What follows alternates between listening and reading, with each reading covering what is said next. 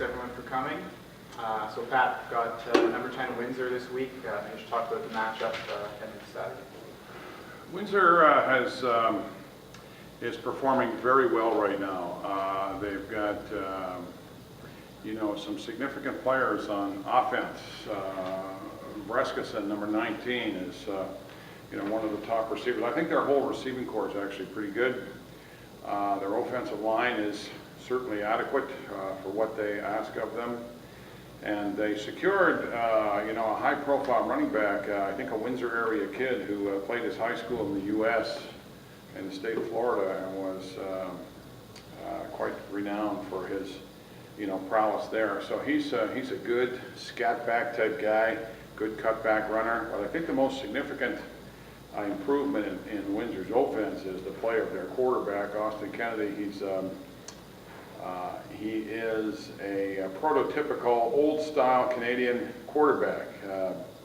I mentioned yesterday that who does he remind you of? He's really more of a Russ Jackson type guy. He's a great athlete, great runner, very good when the play breaks down, can put some added stress on the defense just by innovating, taking off. You think you have everything covered, then he breaks out of there, gets away. And as you know, you can probably cover people for 3 to 4 or 5 seconds at the most. When the play gets extended into 6, 7, 8 seconds, a guy like that can be problematic, and he does that frequently. So, keeping him controlled is one of the challenges to our defense. Taking care of their run game. We've been good against the run all season. I dare say we've probably been the best against the run all season in our league. We need another big effort there. Defensively, what they do, because they're scoring points, is they don't take too many chances. They play soft, keep everything in front. They're fairly big and beefy on the defensive line, so they just kind of push forward, keep everything in front, try not to make too many mistakes. They took a couple of chances against McMaster. They got burned on a couple when they got caught in man coverage. They seem to be most effective when they can play too deep safety alignment, keep everything in front, rally to the ball. They've got some good athletes in the secondary. They've got one very good athlete as their Sam Backer. I think his name is Akeem Wonder, number 22, good athlete.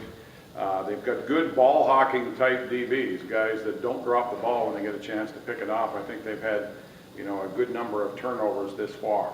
So the challenge is obviously for us to go down there and play our best game of the year. We have to rebound somewhat offensively from our last outing in Toronto. We were off the mark, so we got to go down there and play a good offensive game, and we have to get a consistent effort from our defense, and perhaps even win the special teams battle.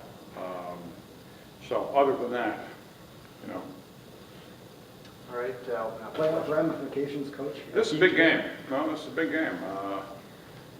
If you take a look at what's left on the schedule for both teams, there are a couple of challenges, and I think both teams, Windsor has already played Waterloo. They've got us, they've got Ottawa. That's a bit of a beastie road trip for them, and I think they finish off with York, if I'm not mistaken. So this really is a big game for both teams. There are playoff ramifications, potential home game at stake.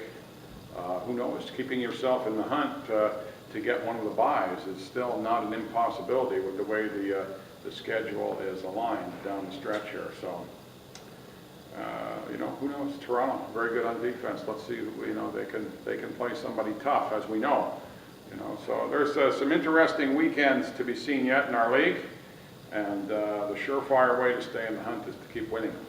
Our challenge is to win 4 in a row. That's not an easy thing to do at any level, to sort of keep it all together and, and to deal with your team's overall health and all the rest of it. And then just maintain that razor-sharp competitive edge is a difficult thing. As you know, football's an up and down thing, a bit of a roller coaster at times. So the challenge for our guys, let's hope that the valley on the roller coaster was last weekend, and that we'll be well at the top of the tracks this weekend.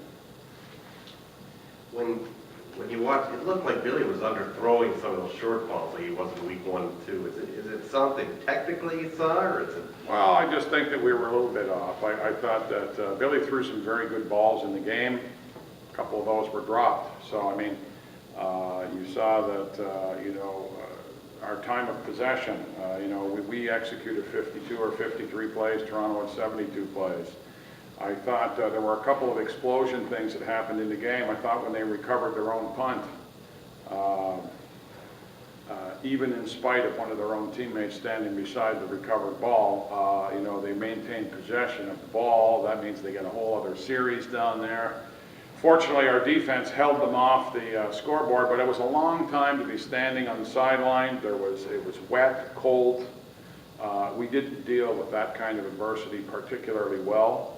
It was probably the worst game our receivers have played all season also. It just was not a good outing for our team. We're a little bit off, and better be on this weekend. As far as opponents, I mean, theoretically, the weak sisters the last 2 weekends.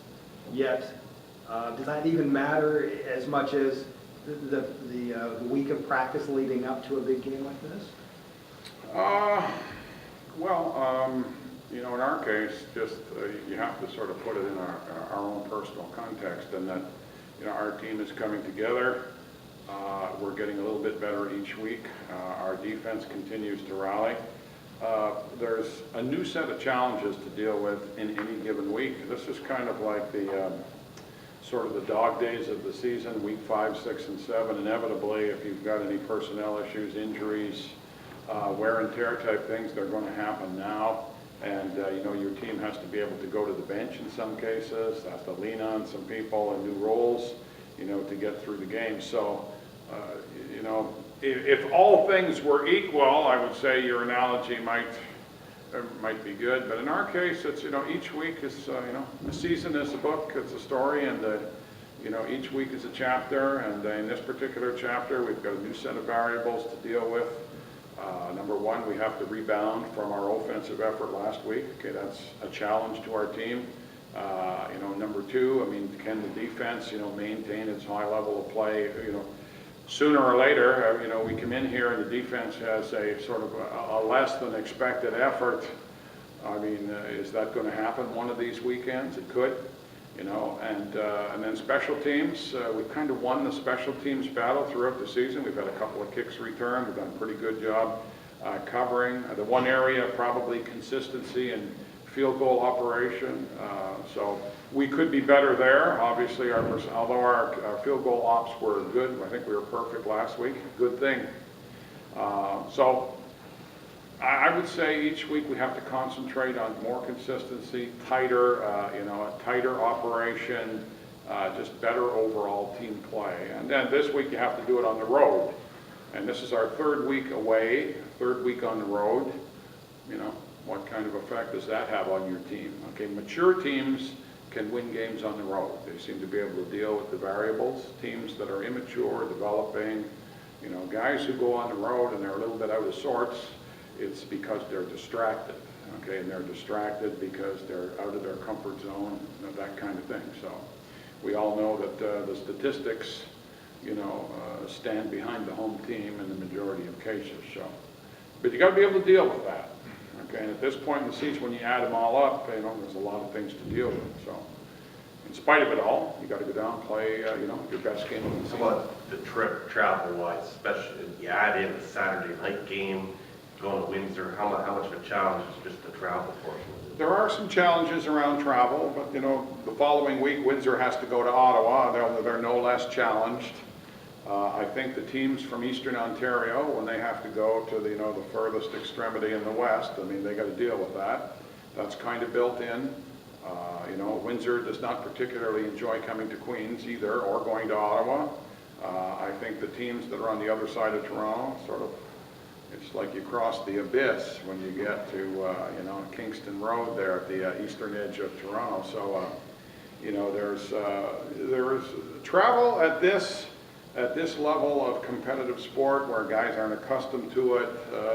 It has its impact. We're going to manage the trip about as well as we can. We've done this before. We've played a night game in Windsor before and played well before. So. I think we have a plan to sort of keep our guys relaxed, keep them comfortable, keep them hydrated. We're going to get nice weather down there. The prospects for the weather are quite good. If it's 22 or 23 in Kingston, usually it's a little bit warmer in Windsor.